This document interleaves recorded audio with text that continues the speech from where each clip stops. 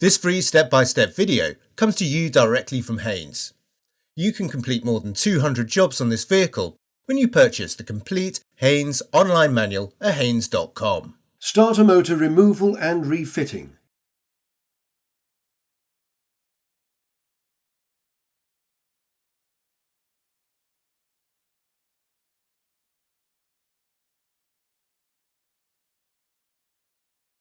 Open the driver's door and pull the bonnet release lever. Lift the bonnet slightly. Slide the safety catch to one side, then fully raise the bonnet. Unclip the support strut and engage it with the bonnet slam panel. Slacken the nut, then using a twisting motion, pull the negative lead clamp from the battery terminal. Cover the battery terminal to prevent accidental reconnection. Unclip the hose above the cylinder head cover. Undo the retaining nuts. Prise out the wire clip a little and disconnect the intercooler hose. Release the clip at the other end and remove the intercooler hose. Cover the openings to prevent dirt ingress. Disconnect the wiring plug, undo the bolts and disconnect the air inlet duct.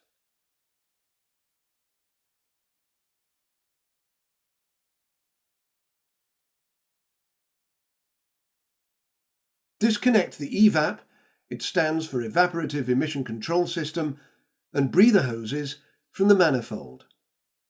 Release the hoses from any clips. Disconnect the wiring plug from the manifold absolute pressure sensor. Undo the bolt securing the hose support bracket and release the wiring harness from the clips. Release the clips securing the metal pipe over the top of the manifold. Move the pipe to one side. Remove the engine oil level dipstick. Undo the retaining nuts and remove the inlet manifold.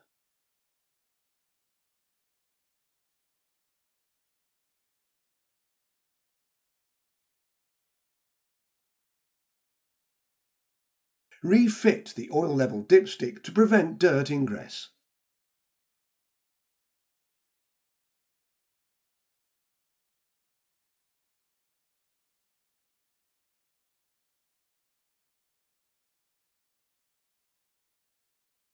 Unscrew and remove the coolant expansion tank filler cap. Chock the rear wheels. Position the workshop jack adjacent to the sill jacking point. Then raise the vehicle until the wheels are clear of the ground. Support the vehicle with an axle stand under the jacking point and remove the jack. Chock the rear wheels. Position the workshop jack adjacent to the sill jacking point. Then raise the vehicle until the wheels are clear of the ground. Support the vehicle with an axle stand under the jacking point and remove the jack. The engine undershield is secured by a mixture of bolts, screws and plastic expansion rivets. Undo the screws and bolts, then prise out the centre pins slightly and remove the expansion rivets. With the fasteners released, remove the undershield. Place a suitable container beneath the left-hand side of the radiator, as viewed from the driver's seat. Rotate the drain tap anti-clockwise a couple of turns and allow the coolant to drain into the container. Release the clamp and disconnect the bottom hose. When draining is complete, gently tighten the drain tap and reconnect the bottom hose. Remove the container from beneath the vehicle.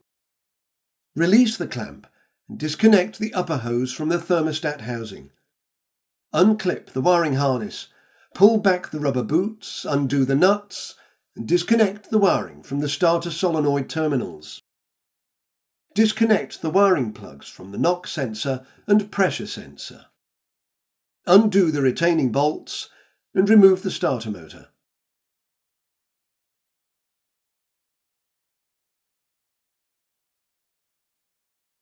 Maneuver the starter motor into position and tighten the retaining bolts to the specified torque.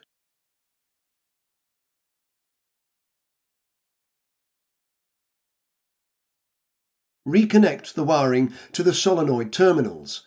Tighten the nuts and refit the rubber boots. Reconnect the knock sensor and pressure sensor wiring plugs. Clip the wiring harness back into place, reconnect the coolant hose and secure it with the clamp. Clean the mating surface of the cylinder head. Renew the air inlet duct seal. Prise out the old manifold seals and clean any dirt or debris from the grooves. Press the new seals firmly into the grooves in the manifold. Remove the engine oil level dipstick again. Manoeuvre the manifold into position and locate it over the cylinder head studs. Take care not to dislodge the seals. Refit the retaining nuts and tighten them to the specified torque.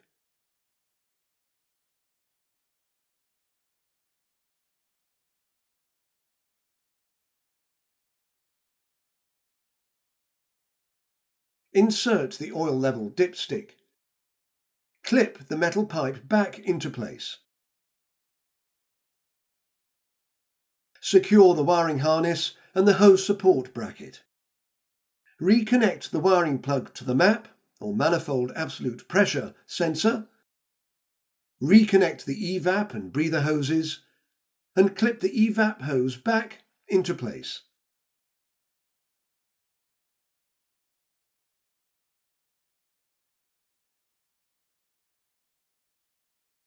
Insert the air inlet duct bolts and tighten them securely.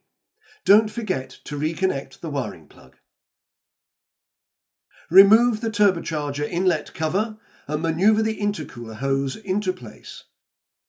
Press the hose firmly onto the turbocharger and intercooler ports. Ensure the clips engage fully. Tighten the hose retaining nuts securely.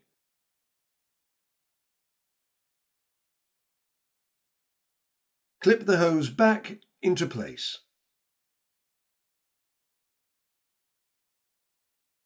Uncover the battery terminal, then firmly press the negative lead clamp down onto the negative terminal. Securely tighten the clamp nut. Release the support strut. Manoeuvre the undershield into position, then refit and secure the fasteners. Raise the vehicle. Remove the axle stands and lower it to the floor. Remove the jack. Don't forget to remove the rear wheel chocks. Release the clamp and disconnect the heater hose at the engine compartment bulkhead. Make sure the hose is kept higher than the outlet on the bulkhead. Unscrew the air bleed screw from the upper left-hand side of the radiator and the one on the coolant housing on the left-hand end of the cylinder head. Slowly fill the system with coolant until the level reaches the max level on the side of the expansion tank. Position containers under the radiator and under the disconnected heater matrix hose. Very slowly refill the cooling system through the expansion tank until coolant runs from the radiator air bleed screw and the coolant housing bleed screw. Then refit and tighten the tap or cap. Continue to fill the system through the expansion tank until the coolant, free from air bubbles, emerges from the heater hose. Refit the heater hose back to the bulkhead heater connection once the coolant escaping is free from air bubbles.